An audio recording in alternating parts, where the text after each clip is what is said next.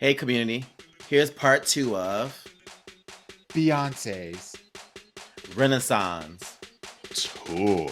So get your cups ready for Minority Report.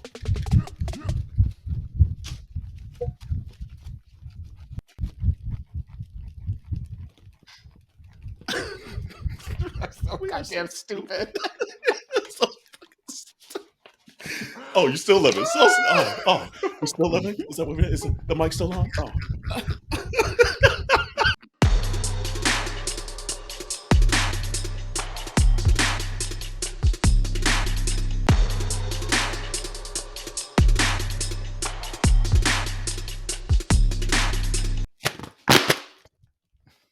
Hey, welcome to Minority Report. It's Auntie Carell.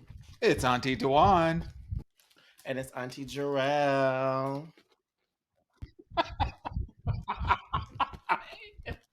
So we go from that It's to what? Plastic off the sofa? She opens on a goddamn clam, bitch. She says. And she opens with Law of Hangover, kind of giving us a tease of what the song she samples later in the show. Yeah. Yeah. This bitch opens in a clam in that, what's that Spanish brand? Loewe? The outfit with the hands. Yeah, I forget I don't know the brand, but it's yeah. like Loewe, however you pronounce it. So I'm like, this bitch spending money. That's where my money went to, is these costumes. Ma'am. Opening a fucking clam. And she stunned on us singing that hard ass song, laying the fuck down. Laying down. Ma'am, I'm gonna need you to go home. She didn't. Again, back to the opening. I'm that girl. Whether I'm standing up, I'm giving you a ballad, I'm giving you old, I'm giving you new, bitch. Whether I'm horizontal, bitch, I am that motherfucking girl. I was like, I can't stand you, Beyonce. Like literally, I was like, I can't stand you. I can't stand you. I can't. And I love that she gave us Plastic Off a Sofa straight into Virgo's groove, because that transition on the album is just like, oh god, it's the best transition of the album.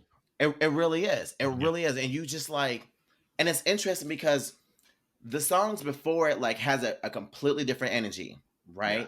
And this gives you a little bit throwback, and it gives you all vocals, but the energy behind and like the instrumentals are just amazing. Just and then she was like, after Virgo's groove, I'm gonna give you a little bit of Naughty Girl.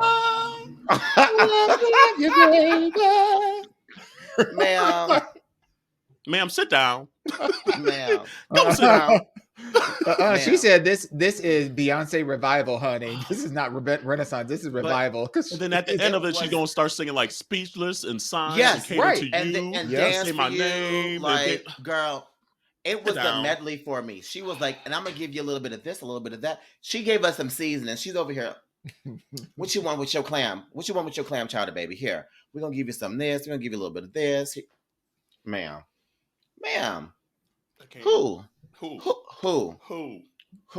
Owls, girl. And then she told you what you could do.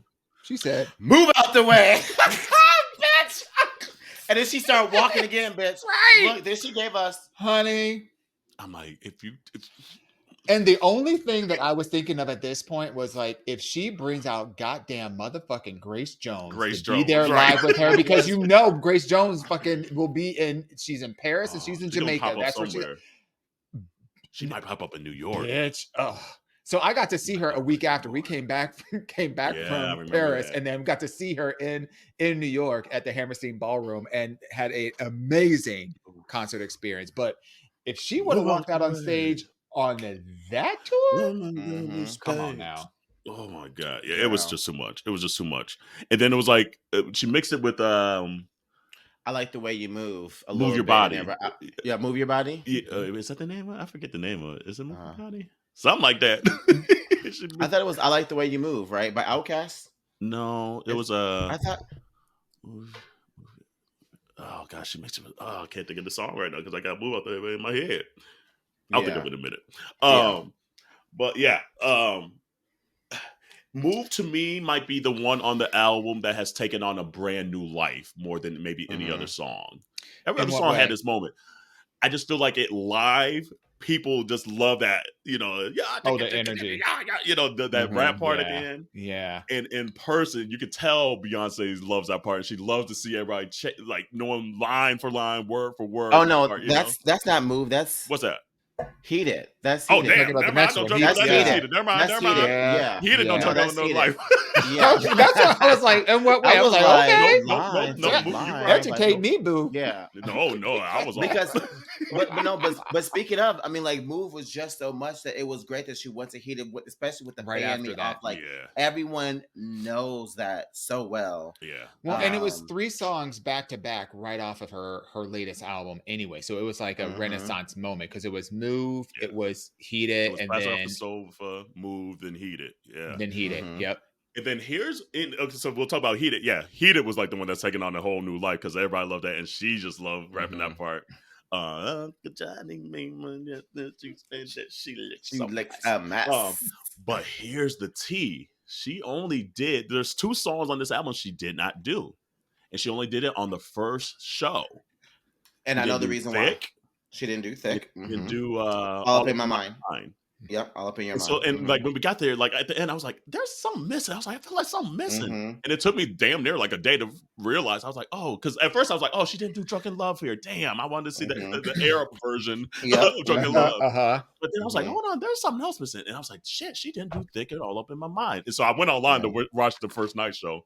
Yeah. And it sounds like it just didn't go the way she wanted it to go. It looks like there's a lot, just too many moving parts. Yes, exactly. What do you know, boo? Yeah, no, that's so the inside tea is that when booking the stadiums, they booked a time slot. And what happened was with those 3 songs, the transitions in between were causing them to go past. And to continue to do it, it will end up costing a lot more actually to keep them in there, because not only did you at the stadium longer, but you got to pay all those goddamn people. Right. Yeah. So now it's becoming it's becoming a little eating into them checks. That part. She's like, we already spending enough on the CO2 home. Look, and artists make the most money off of their tour. So you got to All Up in My Mind might be my least favorites on the album. Thick I could do without here and there. It's fine. I just want a Drunken Love. I just want that's all I wanted the whole night. I wanted to see we'd be all night. Here's my thinking. Houston's going to get everything. It's not going to be where it's at. Because Houston night 1 is where she Houston both nights is where she's recording the whatever the documentary or whatever. Yeah. So she's recording in Houston, and it's the last 2 nights. It's the last. I low key. I was looking at tickets. I know this is a sidebar. I don't know. I low key was looking at Ticketmaster. I was like, ooh, do I just go to like a Kansas City where people ain't checking for it like that and see this show for like the 3rd time for like $200? Honestly, that's not a bad idea. I'm dead ass serious. I can't. That's not a bad idea. A lot going on. I failed in my attempts of trying to get Fizz to forfeit his birthday, but there's still hope. There's still hope because we'll be in Palm Springs, but we leave on Beyonce's birthday, which happens to be when she's performing in LA, which is only 2.5 hours of a drive away from Palm Springs. So with checkout being at 11 o'clock, I could be there by 1. And the way drive from Palm to LA.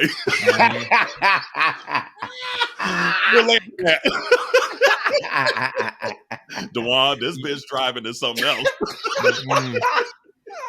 I heard. I didn't heard. Honey. Got us to LA in 43 minutes. Okay, first of all, it is not that bad. I get us there safely. I don't like to be playing on the road. We get to our destination and we can park that bitch. That's how I drive. Lana and I were in that back seat with the oh shit handles, like looking at each other like, girl. I know you fucking lying, bitch. With the time that you lived in Dallas and Atlanta, bitch, I know you didn't been in worse. She had been in worse. Weaving in through that traffic, looking like Beyonce on that tank.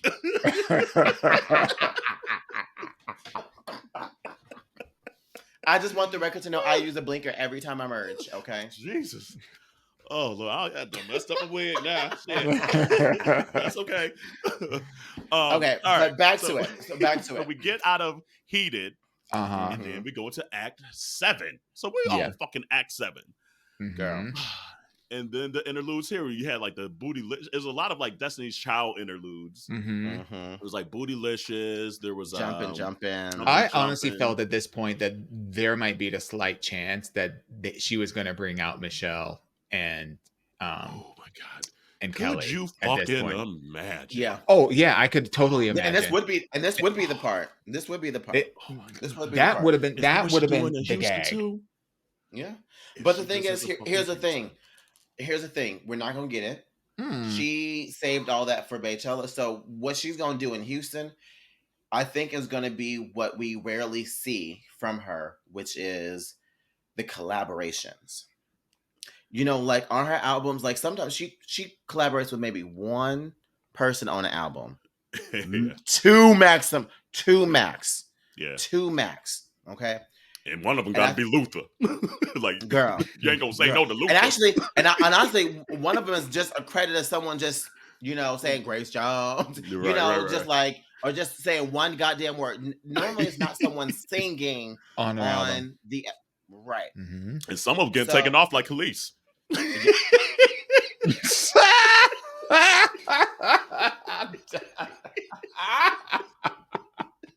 Well, I mean,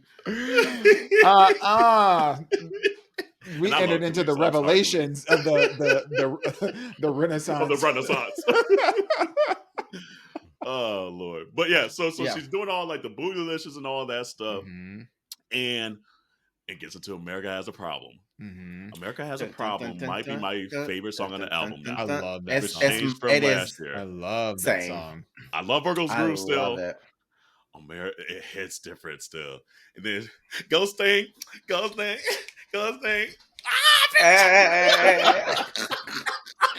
my shit.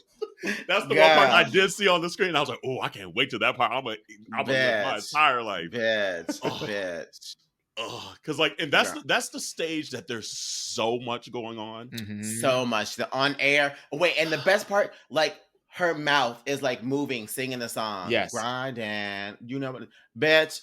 Singing the song on moving with it. Next level. And like the beat, like the costuming, like she'll sometimes wear the bee eyes, sometimes she'll be the bee and the headpiece. Yep. And the outfit with the bee. I'm like, it's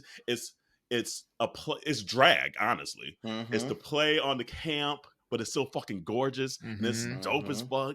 And then, Black people just love a little just go moment. So the Ghost Thing, that's like that's moments like that go above other people's heads. Yeah. Like it's so ingrained in Black culture to be like, hey, go. Go. Like it was such that moment that if you're not ingrained in Black culture, people just think she was just doing a little dance move. No, that's what we do when we hyping our friends up to a song. Like, so it was just little moments like that was making me weepy. I was like, yeah. This is the blackity, just fucking black, like Jill Scott said. Really is. Just black ass. And then she gets into Pure Honey. Girl.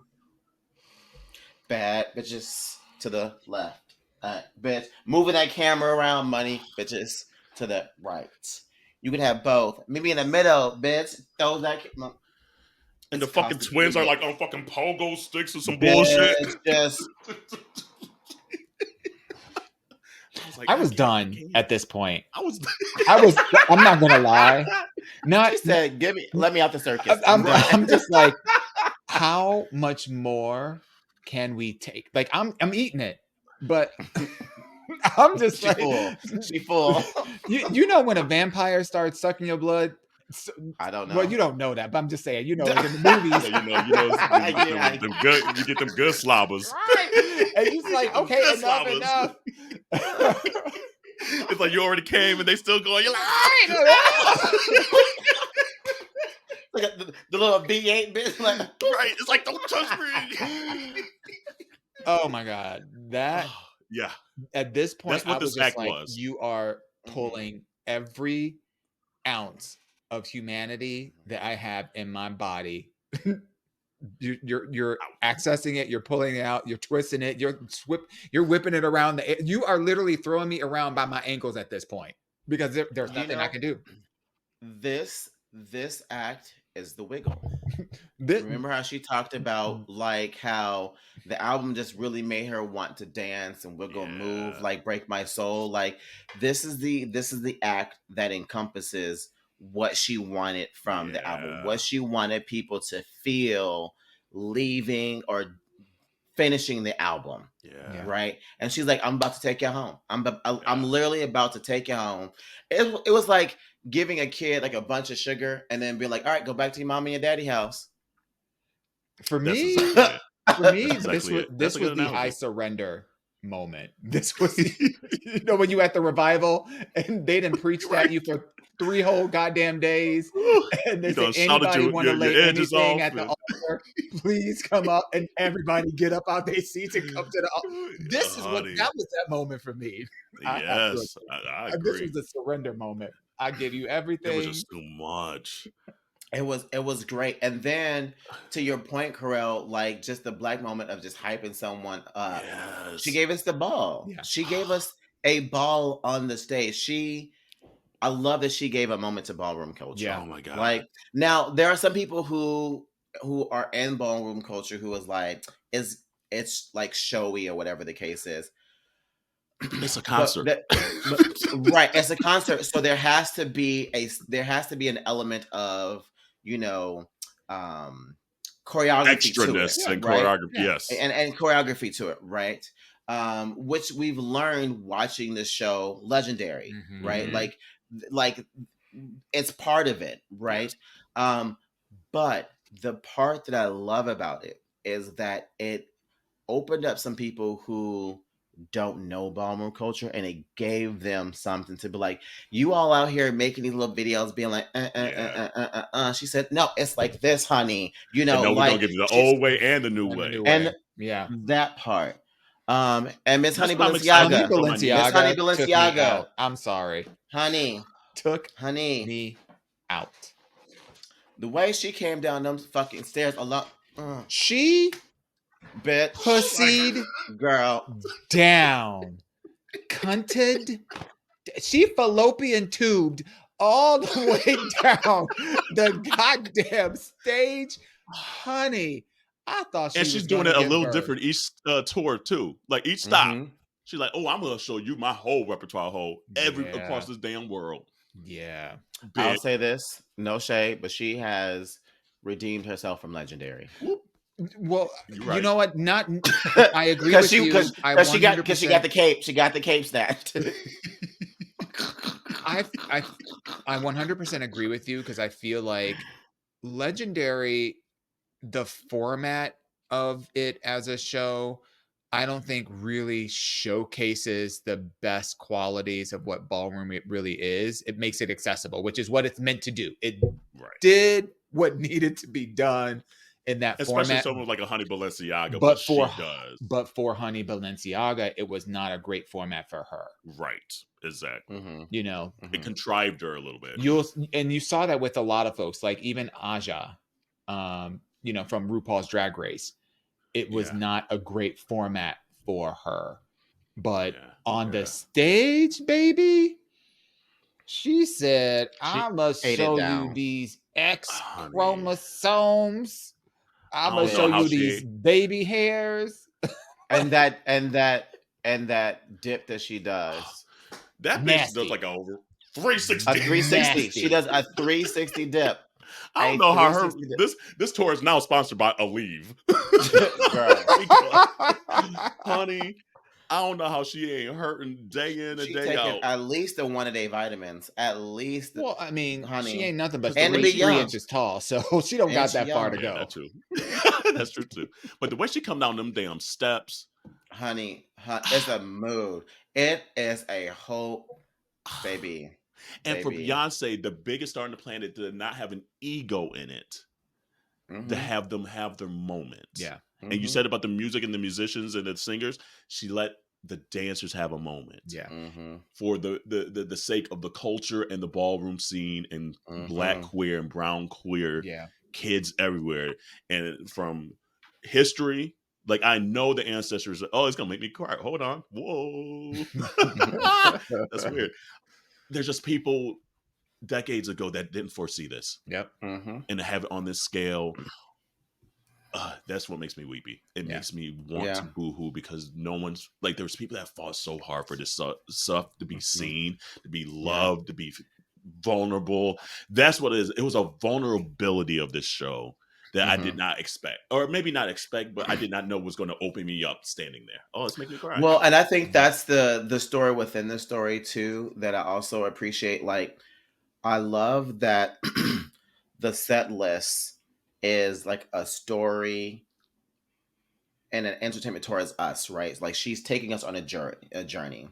But I also like, if you step away from it as a person who is at the concert, you can actually see the love letter to her Uncle Johnny. Yep. Because for us as Black gay men to say, you know, like, it's crazy to see our intersectionalities come together in this album at this concert, right? It's because she's dedicating it to her uncle who has the same intersectionalities.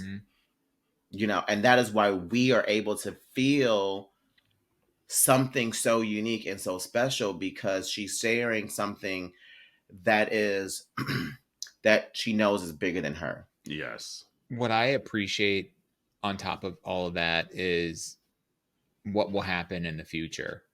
How many people will come away from this experience being so inspired? How many young kids have an opportunity to go see this show and grow up to be artists themselves, and or just to grow up and live their lives but feel more empowered to be authentically who they are, because who they are is enough. And like, that message is just like owning who you are and being unapologetic about who you are and what you represent was a theme that was so strong throughout this entire performance.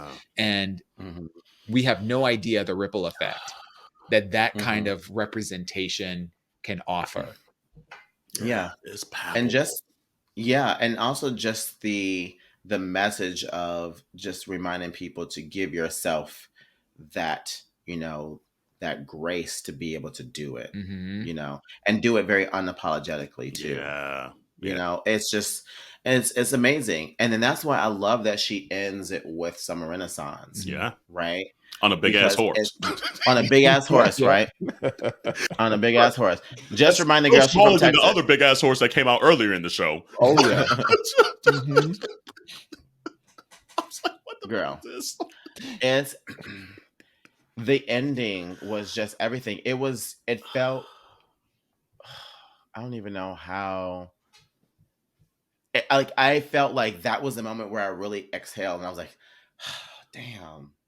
That just happened. Like, that just happened. You know, like, at that point, I know it's the last song, and I'm just like, I feel like, come on, we did it, Joe. We did it, Joe. No, we did it, Joe. Like, that was like me at the end. I was just like, I can't believe we did it. Like, it was everything. It was everything. It was funny, like, knowing that it was the final number, because obviously it's the last song in the album. And by the way, I was glad she went in the order. That was remember months ago, we're like, what do we want from this tour? I was like, I want it from 1 to 16. I don't want you to switch that order up. And she did it, except for 2 songs, so I was glad for that. But then it was funny, like, somewhere halfway through the show, I was like, oh my God, I'm tired. Like, I'm overstimulated. This is a lot. But then it got to the last song. I was like, no.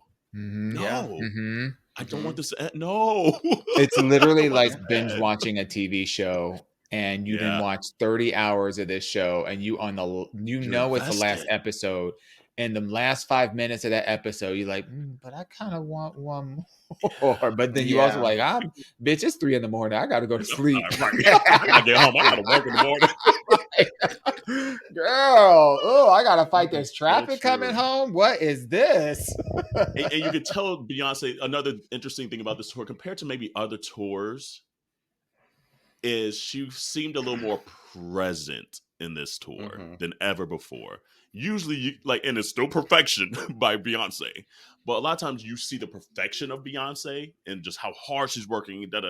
This one was like perfection of Beyonce and how hard she's working, and she's enjoying it. She's taking it in. Yes, I would agree. And I think one of the biggest difference too is that like in a lot of her other tours, she's I think focused more on the choreography and the delivery Yes. versus which I feel like in this tour was about the experience of the people in the crowd. Yes. You can tell that concert was for us. And she was like, I'm doing what I love, and I just want to share what I love doing with you all, and I want you all to enjoy it from my perspective. Yeah. You know, how I feel when I'm creating and singing this music. Yeah. And it literally felt like for once I got to feel Beyonce. Right, as a person and not just this even though it was entertainer galore. Right, absolutely. There's a humanity in it, so a vulnerability about it. Yeah, there were so many personal touches that was baked into this, and just understanding like the historiama of, you know, like this last album and her bringing out her daughter and knowing, you know, like about Uncle Johnny and, you know, understanding like there were so many elements of her personal life in this. It wasn't just like production. It was and it wasn't like autobiography, but it felt very personal and it felt accessible. Yeah. You can tell like this album was not, like I said at the beginning, it was not made for everyone. This was I don't have to jump through the hoops to do all the gimmicky stuff to create something that everyone gonna love. Beyonce. She said I'm gonna make something that is personal to me, and that's going to be relatable to other people. Not everybody, but to the people who understand. And I'm okay with that. I'm okay with that. I am absolutely okay with that. And you will be okay with that too. Because like it's interesting, like kind of looking at some art, because I was trying to see if like people have been writing articles about like Renaissance a year later and things like that, and just even like the initial write-ups of Renaissance. And I was reading some of the tone of it where some people weren't getting it, and I was clicking on their names and researching them, and a lot were white people. And reading some of those articles, I was like, they don't get it. And that's fine. So it goes to what you just said. Like, she made this album knowing that there might be people like, oh, this ain't the pop. I missed the old Beyonce. I missed the Halo Beyonce. I missed da-da-da-da. And she was okay because she knew what it was going to, and it was going to impact the people it was supposed to impact. Exactly. Yeah. So 1000%. Like, that's what made me weepy there. It's just like there was literally, I felt open in the middle of that concert. And I was like, oh my God, hold on. I'm enjoying like it was a pure joy moment where Carell looking at that first Destiny's Child album and loving Beyonce then, like the Killing Time and No Part 1 to all the way to now. And I'm trying not to boohoo again here. Like just knowing how that kid felt then, and then 39-year-old Carell at this concert open. Because that same star sees me and is doing it on this fucking scale. And I just get off on people that are very good at what they do, putting the time and the energy and the care and surrounding themselves with people that want to be on that scale too, and dropping the coin to do it and execute it. That is so phenomenal. And she did it for Black queers, Black and brown queers. Yeah. And just and also to your point earlier too, that you can tell she was having fun. She basically been doing Q&A on the stage. I mean, she reading people's signs, saying like, say my name. Hey, you know, happy birthday. She stopped the show saying, I saw earlier you want me to do your gender reveal. What do I do? Like, is it a girl? Is it a girl? And, you know, she stopped it and she's like, I want to get this right. She's in the moment. Someone hand me the envelope. You know, she is, you know, but like, oh, that's my twin. These are my twins right here. They got my outfit on. You know, she is loving it. She is loving it. She didn't do that during Formation. No. She didn't do that on the Run tour too. She's not worried about people in the crowd. She is giving you the A count. She's giving you, you know, that's it. Yeah. That's it. Yeah, this is the mark of superstardom. Yeah. somebody who does not have to answer to anybody, who does not have to like acquiesce corporate their, sponsorship, no, like their artistic vision. They don't have to compromise. They can say, this is what I want to do, and because help that's me what it needs to be, and also help me elevate this and deliver it with perfection. And she did. And how lucky are we that we live at this time in this moment to be able to experience this? Because I literally feel like 20 years from now, people are going to be talking about this as the blueprint. This. And other artists, I know you might not be able to be on this scale, but step y'all pussies up, because I expect some higher quality shit moving forward. I think it, to your point, Carell, on that, I think it does call into question and call people to the carpet about who you really are as an artist. Like, we get it that there are people that are out there that have talent and are doing something with their talent, and there are people who are artists, and I'm trying to be good, y'all. Doing something with your talent. But there are artists that are out there, and I hope that this gives them hope that they will have the opportunity to express themselves in some kind of capacity where they don't have to compromise who they are and what their artistic vision is in order for people to receive it. And who Let me is tell you, I'm for. seeing, yeah, absolutely. Like, I'm seeing all the big girls. I'm seeing all the girls besides Taylor Swift that everyone's talking about. I've seen Harry Styles. I've seen Shawn Mendes. We've seen Adele. I'm going to see Sam Smith. Like, I've seen the top girls out there. Lizzo. Like, I've seen them. I've seen them. Okay. They are great at, like Dewan said, their talent and what it is that they're doing. But if they had to do the exact same thing that she's doing, they're not coming close. No. They're not coming close. No. And the white people have been trying to cancel me, and I don't give a fuck. I don't care that Taylor Swift is selling out these stadiums. She's not entertaining on the level that Beyonce is. Look, period. Aretha said it right. Aretha said it right. Damn. Aretha said it right, y'all. She has nice gowns. Beautiful gowns. Beautiful gowns. Let me tell you, they think, oh, she does some cardiff. A fucking body roll is not choreography, okay? And then I had to stop, and I was like, bitch, you don't even season your food, so why I'm gonna talk to you about dancing? Girl. Which is something that don't even belong. And out the side of your neck, you still trying to, like, co-op the voguing culture and co-op everything else that's part of ours, but literally you want to live in, like, your iced coffee world. Like, come on, these two do not. Oh my gosh, she can do 2 8 counts. Congratulations. I am so happy for you. And here's the thing, that's like, Taylor basic. I mean, I'm trying to watch my words. Taylor, it takes a lot to get on a stadium tour. Not everyone's doing stadium tours, so she's doing the damn thing for who she's doing it for.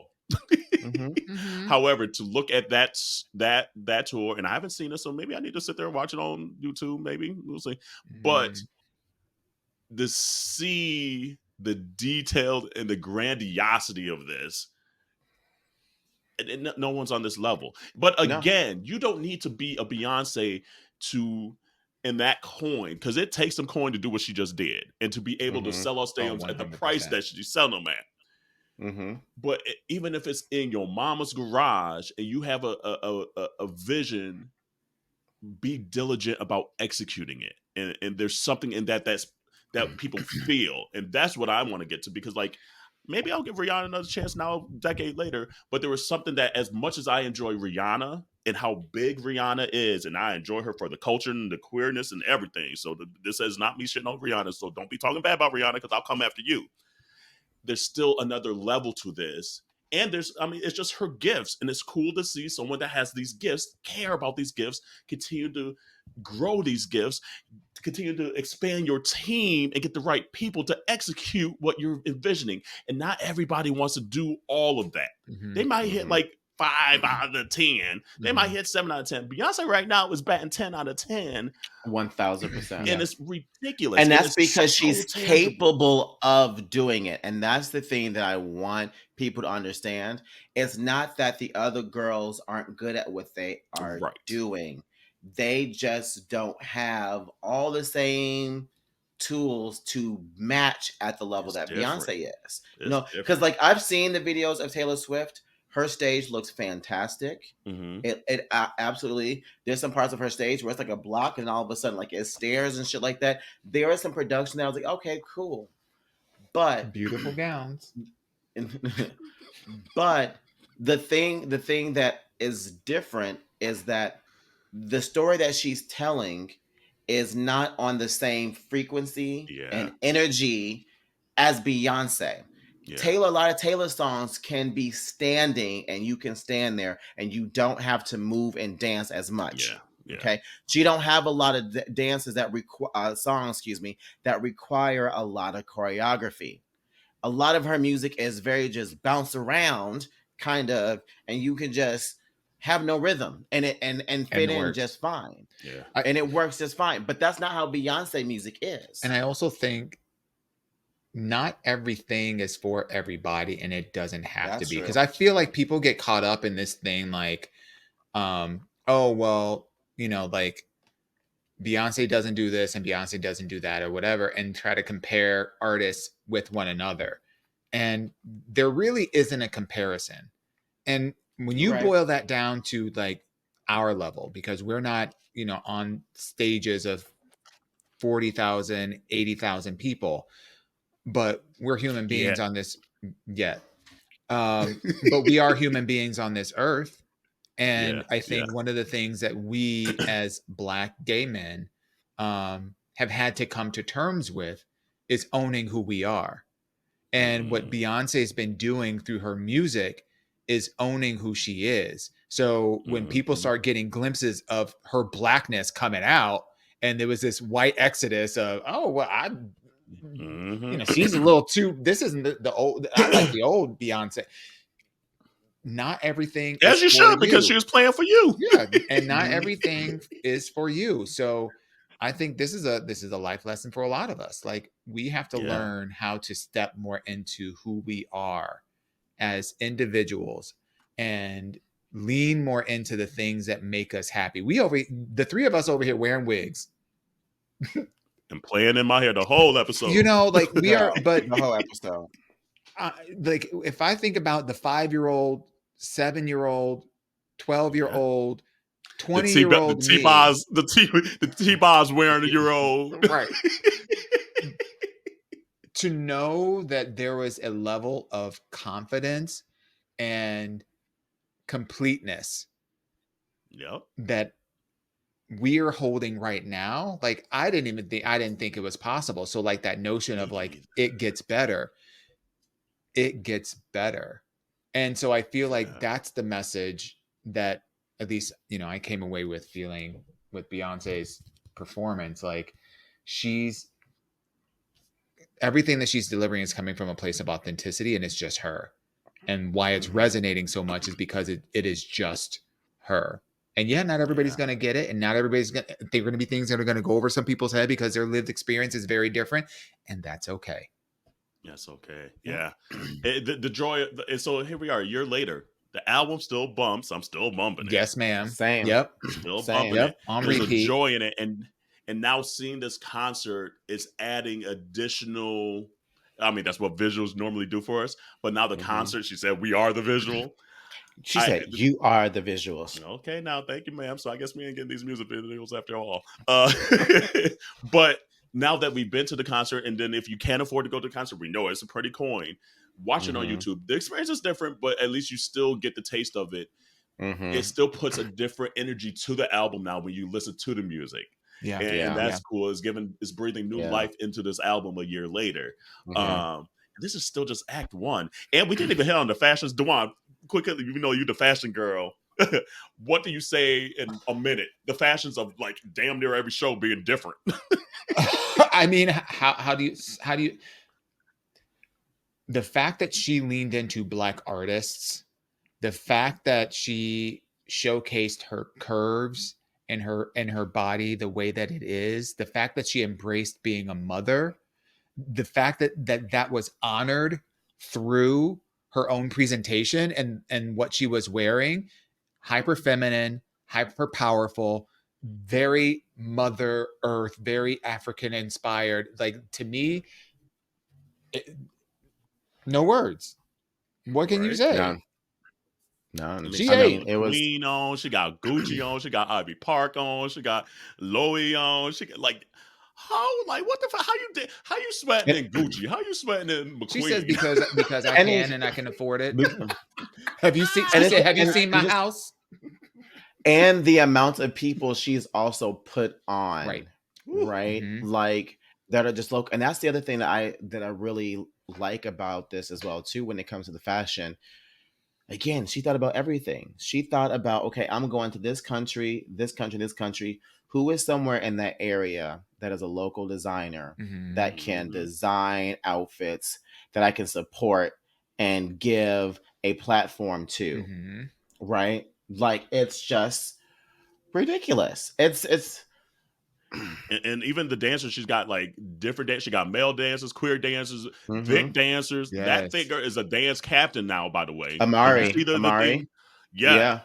She like, because Hannah, the white girl that's been with her forever, like Hannah's been there forever. Because Ashley is normally the dance captain. She's not on this tour, so Hannah, that's been there forever, was the original dance captain. But now you see her. What's her name? Amari. You said Amari. She's now the co-dance captain, and she's eating, bitch. Eating it, bitch. Eating it, and making sure like the fashion is appropriate for everyone, and everybody's looking fucking amazing. And this is just part one, y'all. I don't know what part 2 and 3 is gonna be. Yeah, we're not getting everyone think we're not getting. I'm telling y'all, not getting the 2 or 3. It is part of the whole. You think the documentary is gonna be part 2, and then part 3 exactly. is like, there's not gonna be more, like, if music. Anything, actual like visuals might be a part, like a part 2. Documentary might be a part 3. If anything, that's what we're gonna get. We're not gonna get new music. We're not gonna get new music. Ooh. If we get any music, it will be an album of remixes. It'll be. But I'm telling you, no. I'm still hoping part 3 is DC3. Yeah, I'm holding out hope. Girl, that would be nice. Honestly, it would be nice. That would be insane. And it would be nice. Incredible. Like, you think I lost my shit on this damn tour? Let Destiny's Child do an album in a tour. And the level of music that they could come out with now, at this point, I can't take it. I wouldn't be able to take it. I will say this. I want it, but honestly, I don't see them doing a tour, doing anything until they're like, I'm bored now. I guess. Like they'll just like, sure, okay. I'm gonna. They'll be like, it's been 30. It's been 30 years. Why not? I'm gonna manifest. Into the universe, like, I got these new hips. Yeah, for real. I was gonna ask something real quick before we get out of here. But to the album though, to the album point though, like, how do we feel? Like, back to, because I didn't get to answer my part about, how's the album holding up? It is still everything, and then some. It's in my top, because I don't use Spotify. I use Apple Music because I share it with my family. Yeah. But like, it does this, like, your playlist of 2023, your top songs of 2023. The whole album is in my top 25. Yeah. The whole album. And what's your top 3 now? What's your top 3 now? And I'm gonna look back what we said last year. My top 3 is literally America Has a Problem, I'm That Girl, and I cannot tell you what number 3 is, because it's a tie between Pure Honey. I absolutely love Pure Honey. I love Alien Superstar. I love Heated. Like, I know. Yeah. Number 3 they all on the podium. By the day. You sound like Carell on that one. Girl, let me tell you. At this point, I'm like a kid's youth sport. At this point, everyone gets a ribbon. Everyone gets a medal. It's true. Everyone gets one because. And Devon, I'll ask you your three. But Jarrell, is Renaissance your favorite Beyonce album now at this point? It's not my favorite album. And I think the only reason why is because I don't have visuals. Okay. B-Day is still my favorite album because the visuals give it that extra edge. Yeah. But I love the story of B-Day. There's just so many. It's from Ring the Alarm to Give Me Body to Flaws and Alls to Freakum Dress to Kitty Cat to Green Light to Freakum Dress. It's just there's a lot happening. Okay, B-Day is everything. Is what Renaissance Tour feels to me like the energy of it. B-Day is like damn near chaos. Yeah. And that's what this Renaissance Tour is. It's the closest thing to damn near chaos. Mm-hmm. It really is. That's what this tour was. Devon, what's your top three songs? I would say Move is probably my number one. I'd say Break My Soul is probably number two. And I'd probably say America Has a Problem is my number three. I mean, that's not a bad three. And is Renaissance your favorite album or no? Yeah, by far. It's when I think about the albums that I can imagine myself listening to back cover to cover 5 years from now, this is probably going to be it. Okay. Yeah. My three, America's Got a Problem. Virgo's Groove is still in there. I still love me some Break My Soul, but Pure Honey, let that shit come on right now. So rap. Yeah. And honestly, I like Pure more than Honey, but then I can't stop myself from listening to Honey, if that makes sense. Yeah. I always say, I'm not going to listen to Honey after this point, but then it comes down like, and and there's something about that change too, where you can't. I feel it coming from Honey. I mean, you just look. Don't be funny with my money, it's like, honey. I'm trying to stop it, but I don't. The devil is a lie. Yeah. It's my gift pleasure. And she was hitting. I know I said the mic was on, but she was hitting some of these licks that are on the album. Yeah. Just to let y'all hoes know I can do this shit live, ho. Like it was killing. Yeah. I was like, yeah. Oh my god. Oh. So 4 is still your favorite album, Carell, or it rotated? Well, for the longest, it rotated between 4 and B-Day, depending on my mood in the day. Renaissance is in there. It's in my 3. I think today, at being this hype, B-Day might still be my favorite by like a percent. And now I got to play with Renaissance and 4. Like Renaissance and 4, it just depends. It'll be interesting. And see, for me, Beyonce, her Name album was my second. Okay. But I'm with you. Beyonce album and this one are just like neck and neck. Because there's something about the Beyonce album that was the first time that we got to see the Black Beyonce version of her. The Black Beyonce. Yes, exactly. Yeah. And she's tried to start it on 4, but Beyonce was it. Yeah, Beyonce was it. And just how it dropped, everything about it. Again, visuals for everything, the body, the outfits, Oh, that's what I was gonna say. Her body is bodying. Yeah. Dewan mentioned something about kids. I said, bitch, she don't look like she had no kids. Bitch, she got 3 whole ass kids. Yeah. Girl, body. She got a thigh gap. Yeah. And it's a very motherly body. You know, like she's thick in all the right places. She looks amazing. Like it just honestly, I wouldn't even call her thick if I'm being honest. It's snatched. It's snatched. I wouldn't even call it thick. She might have went into the tour thick. I was going to say, remember where she was when we were at? She didn't slim down because the visuals that we see, let me tell you, honey, this body ain't the body on tour. No. That ain't the body we see on tour. No, ma'am. Okay? This body is, okay? That's that thick. ain't what she giving. This thick. Tour body? But Girl. Bitch. Girl. Might be the best. Well, no, I like Thick Beyonce personally. And, I like and Thick here's the Beyonce thing, too. I really do. Thick Beyonce is like, Mhm. bitch, I wish I could. Mhm.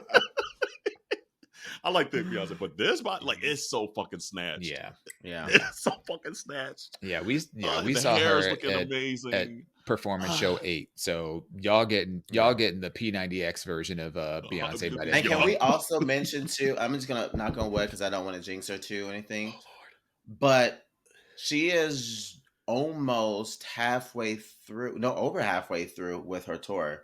I think she said that's halfway point now. Yeah, and you look like she just started. Mm-hmm. I think she's like in that Jessie groove started. now. She's in Yeah, that groove. she right coasting. now. She coasting. Yeah. But Neil, who does her hair, Neil baby, this hair, Girl. is herring. It's together. Yeah. I don't know because I'm assuming it's a wig. Because like when she went to that Brooklyn opening for Jay-Z's thing, she went back to her natural hair because it was up and it was a little shorter. I don't know how you got this wig to look so fucking natural. I don't know how you got it snatched every single fucking night. I don't know how you're giving us the wavy, the straight, the everything. I don't know what the fuck you're doing, but baby, you doing magic. Magician, bitch. Magician. Oh my God, I'm so done. Because she giving us hairography too. Yeah. She giving us hair. She is whipping that neck, girl. No. Honey, she said, my feet might hurt, but I still know how to do this. Jesus. So Community, I know we just gave you 2 episodes of this review. Rihanna Renaissance. Damn. Renaissance. A year later, and Renaissance, the review of the tour. Right when I thought Formation couldn't get bigger, right when I thought a tour couldn't get bigger than Formation and On the Run 2, somehow she did it. Let me ask this, and we'll close on this. Do you even want another tour this big? Let me tell you, if at this point, and I said this before, I have now graduated to being a seat girl.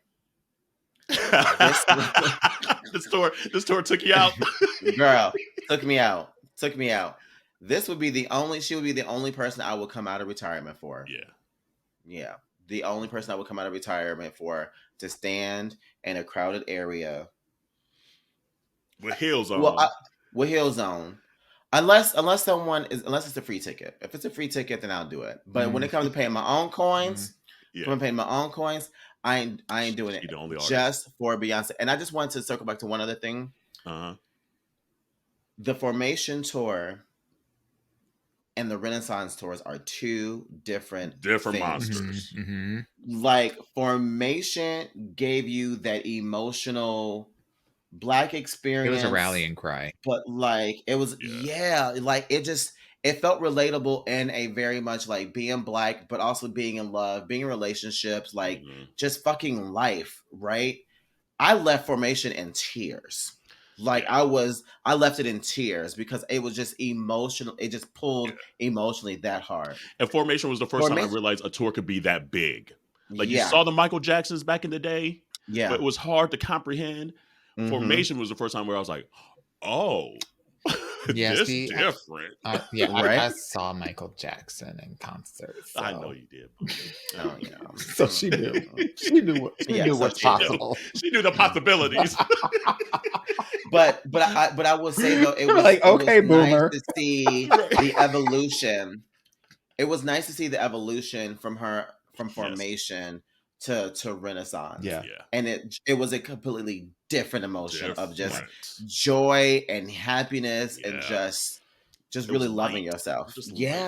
Absolutely. Because On the Run tour 2 was massive too, by the way. I'm not trying to squash On the Run tour 2 because that was a big ass stage that like had the thing go over your head and everything. That stage was moving. It was honestly really good, and I thought I was going to use the restroom, get drinks, and everything during Jay-Z's part. No, and Jay-Z I was like, damn. He said, "I gotta keep up with the wifey."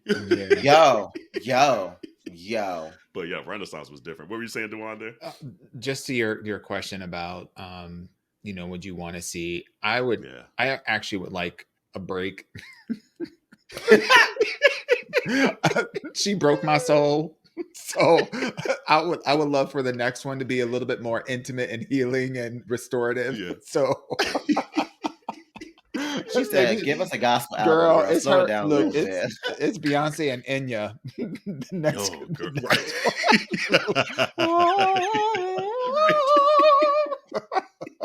Tears gonna cut, I wonder why. I'm that bitch tonight. I know, right? I still want to see her do stadiums. I do not want her to make this smaller because I want to see another Tina Turner-esque person doing stadiums till they 67 or however long she wants to do this. Yeah. And it's hard to do stadiums. It's usually only white people and Tina. Yeah. It was like Michael, Tina, and white people. And also, so I still need Beyonce to do stadiums. And also, but it'll be interesting how she kind of reinvents to make it maybe a little more intimate. But if it's still this on the grandiosity scale, you know what, ho? Let me catch my breath and get out there. I'm still go what I want versus what I'll do. Right, what I'm gonna do. Because if she comes out with another stadium tour, she might be going. She might be going. That part. I will tell you though, I really appreciated because I was this close not to just going at all.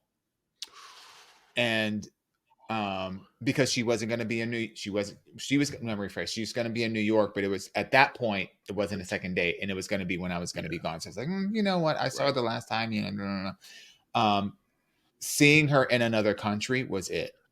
Yeah. So like, I agree. So I would rather when she does another tour, I would almost rather go abroad, because there's something about there was something really magical about there's something magical about planning this whole thing. Jarrell and Fizz were like doing their thing, and then me and the fam we're doing our thing, and then we just coalesce in Paris, and then had this moment in Paris. Like that just feels amazing. So like the next time, and that's something you're going to remember the rest of your life. Oh, like the tour, you're already going to remember the rest of your life. Absolutely. But then to have that camaraderie, different space, Paris at that is special.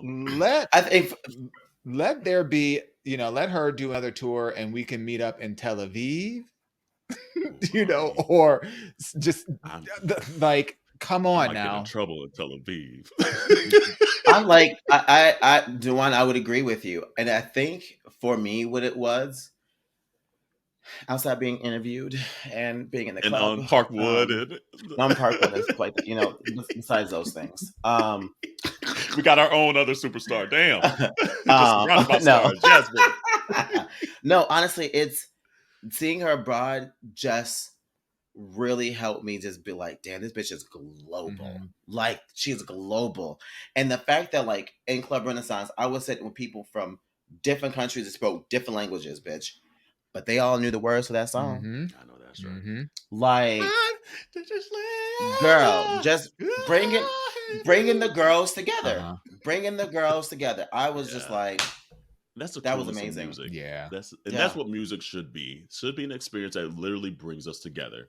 Different cultures, different languages, different creeds, religions, whatever. And you're just there to experience excellence and love and joy. And that's what life should be. It gets complicated, I know, but that's all life should be, honestly. So, oh, man. So, community, if you're able to see it, obviously, this big-ass spoiler alert of these 2 episodes. But let us know your experience. Send us some DMs. Send us some videos. We'll start posting. It will be the Community Club Renaissance, Let us know. We'll share that shit. And I know there's already been some people like Zay and Chino were at the Philly show. Yes. We get to meet up, unfortunately. Then I just saw Brandon was out in Chicago up on stage living his best life. Issa, welcome to the Hive, Issa. Like our friend Issa went to his first Beyonce show. I know Dom is going to Houston. He's already chimed in. We saw other people. There was other people that were like in DC that came up to Philly that I didn't get to meet in person that listened to the podcast. Lamar's going to the New York one this coming week. So from shut up. Okay. From Seattle. So he's in town for that. So yeah, it's getting out there, baby. O'Day is going to New York. I just saw that on Instagram. He got surprised with tickets, so I'll try to meet up with him in New York yesterday. We'll see what happens. So yeah, it's just cool to see this. So it was everything. It's hard to exceed expectations like this, especially when you already know what Beyonce gonna give you. And this bitch continues to do so, and it's so fun to see. It's so fun. It makes me like I had stopped going to the clubs, but let me tell you, when these clubs start doing the Renaissance theme nights again, you there, and they're playing nothing but Beyonce Renaissance, I'm gonna be there. I'm gonna be there. That's one thing I couldn't do. I didn't go to the after parties because I was like, bitch, I gotta get at work in the morning and do some shit. My bitch getting old. Yeah. Because traffic was a zoo. I didn't get home till damn near 1 o'clock as it was. The after parties, but not even just the after party. I mean, just like a lot of places are starting to do like the summer Renaissance theme nights. I want to, because knowing now being at the concert, I want to bring that energy there. Yeah. Everybody go do that blue impression.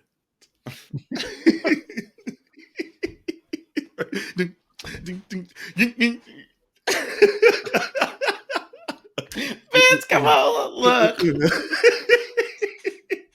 God, let me tell you. I'm just gonna do my Beyonce walk. I'm gonna walk the fuck out that club. Well, community, hopefully you enjoyed this episode. Let us know your review of the concert, your review of the album. Are you still listening? Anything else on your hearts and minds? I think we done covered everything, damn near. Yeah. Thank you, Beyonce. Thank you so much, Beyonce. Thank you so much. And your creative director, what's his name? Andrew. Yeah. Something like that. So, I saw him in person too there. But thank you, and thank you to your Uncle Johnny, who was a big part of your inspiration for this album, because, and I wasn't lying when I said that in my like little interview on Parkwood or whatever, like this truly is the first time that I feel like I've had an album that really resonated with me as a Black queer man. Yes. Most albums I'm like, oh, my gay side's like, yay, but my Black side's like, but I can't relate. Yeah. Or it's very Black, yay, but it's so straight, I can't relate. This was the first album where I really was just like, living it's like baby thing right in the middle. It was everything. So Beyonce, thank you Beyonce. So much. Thank you. Miss Tina, thank you. Matthew Knowles, thank you for birthing this legend. Solange, we see you, but we ready for a new Solange album too, by the way. I like that last one. Actually, I went back to it. I like it. I need to go back to it. No, it's too Black South for you. It's something. It's something. And then Andrew, the creative director, we need you on the podcast. I want to know like your thought, because he's a queer white male, and to be able to kind of help her envision this, I'm interested, because how were you ingrained in the culture? That's what I want to know. I'm curious on that piece. And I tried to wave him down at the concert. I saw him, I was like, and he gave a little wave, but I was like, no, come here. Well, community, wash your hands, wash your legs, wash your ass, and we will see you next week. Bye.